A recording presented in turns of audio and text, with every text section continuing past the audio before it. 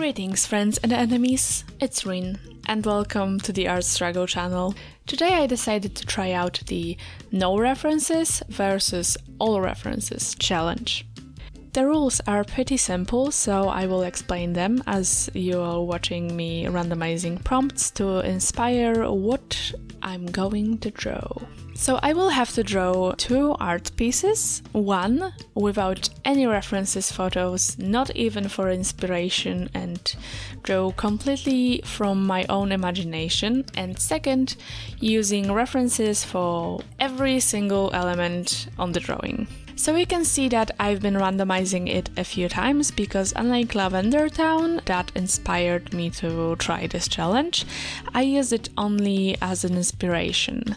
I also randomized the environment, but you can see later that I didn't end up using any of the prompts because I didn't find any of them appealing. So I used Forest King as a character, violin and bow as an object, and a cute baby dragon admiring a butterfly as a creature. Or actually, two creatures. So before starting this art, I was pretty confident. I thought I don't use that many references. I only use a couple for inspiration and then only one or two for some objects that I'm not very familiar with, and sometimes for lighting if I need one. But as soon as I opened the canvas, the anxiety kicked in and I was convinced I can't do it. I know nothing and I have no idea where to start. But I decided to just start sketching, and after a moment it surprised me how much I actually remember, especially the violin and the dragon. I have never drawn a violin in my life, and I never even thought I would be drawing a dragon. So I have no idea how I knew how to draw those things. The moment when I was really frustrated with the fact that I can't use any references was when I got to drawing a hand on the violin. I redrew it a couple of times, I tried to change the position of the violin, and in the end, it still didn't look good. I have never been closer to bursting into tears and deleting the entire drawing in my life. Aside from the main topic, I was surprised how much fun I actually had this time with line arts and how detailed they looked, especially on the second one. I usually hated doing line art. It was right behind base coloring, my least favorite part of the drawing experience, and I never paid much attention to it. It was just there to hold my colors. But after the tips that I discovered from the last video I made, I really started to have fun with it. I guess it makes sense if there is a drawing part that is really behind in your skills and you don't really know what you're doing. It might be very annoying.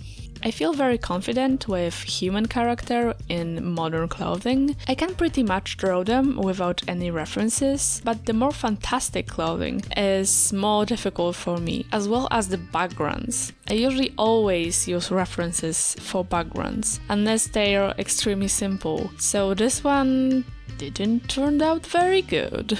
Because of how stressed I was, because I tried to put down the shapes as quickly as possible, because I felt like I'm gonna forget what they look like. I don't know. I felt like I didn't really pay that much attention to lighting and composition and any deeper storytelling behind this drawing. So it also looked very weak in those parts, but I was still very happy with this art because I didn't expect much to begin with. I was actually terrified when I opened the file. Now, my confidence in the previous art pretty quickly faded out after I started to look up my references. By the way, those are my references that I was using for this part of the challenge. I've seen how violins and dragons and broken trees and butterflies look like, and oh boy. What actually surprised me the most was that all the references I've seen for the Forest King was more in muscular men or monster-like creature area, when in my head I was thinking more of an old skinny man, a goblin forest guardian with his silly little dragon friend, playing violin in the forests. I guess I read too much about Slavic mythical creatures because that's usually how they look like the forest spirits and stuff.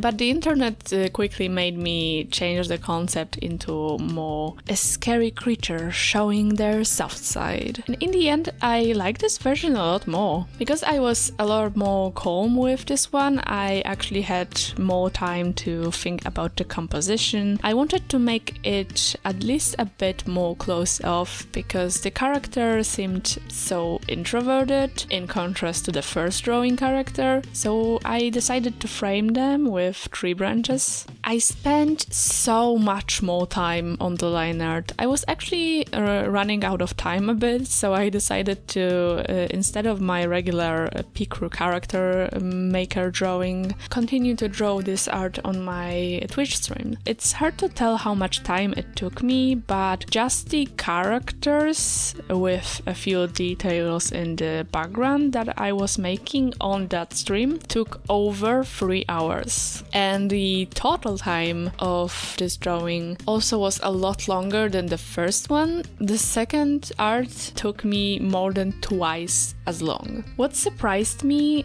was that I usually start coloring from the big shapes in the background, and then before moving to the smaller elements, I'm coloring characters because I usually have a lot more clear idea on how I'm going to color them. But because I had a reference that I could eyedrop from just like that, I didn't feel as clueless, and I found myself coloring the entire background first. Once again, I was able to make the lighting a lot more interesting because I wasn't as stressed, and also I had some ideas ready for me to look at them, so it is a lot more contrasting and a lot more clear. I am a lot more happy with this drawing than with the first one. It is a lot more detailed, it has a lot more interesting lighting and composition, and it tells a more interesting story, which was actually a surprise because in Lavender Town's video, the storytelling potential was the no reference art strong side. But I guess it depends on individual artist skills and what helps us come out with better ideas. The only downside to use references that I could think of is the time, maybe. But I can't even call it a downside because if you know how you can easily pick just most important parts of the reference and stylize them, you can make it a lot quicker for you. So this is the final result of the all references art, and here they are side by side. I don't think the no references is bad drawing. As I said, I liked it a lot when I drew it, but if you put them next to each other, it presents a lot worse. So go use references, I guess. It will improve your art by a lot. Before we end this video, I would like to express my sympathy towards people from Ukraine. I can't imagine what you're going through, no matter if you're fighting or running away to other countries with your children or alone or whatever. I just hope you are safe, and I hope it all will end soon and with as little death and damage as it's possible. And I encourage everyone else to help. I will put some donation links in the description of this video, but also if you can't help, don't beat yourself up. At a time like this, it's also important to take care of your own mental health. Thank you for watching, hope you enjoyed this video. Leave a like if you liked it, and see you in the next one. Bye!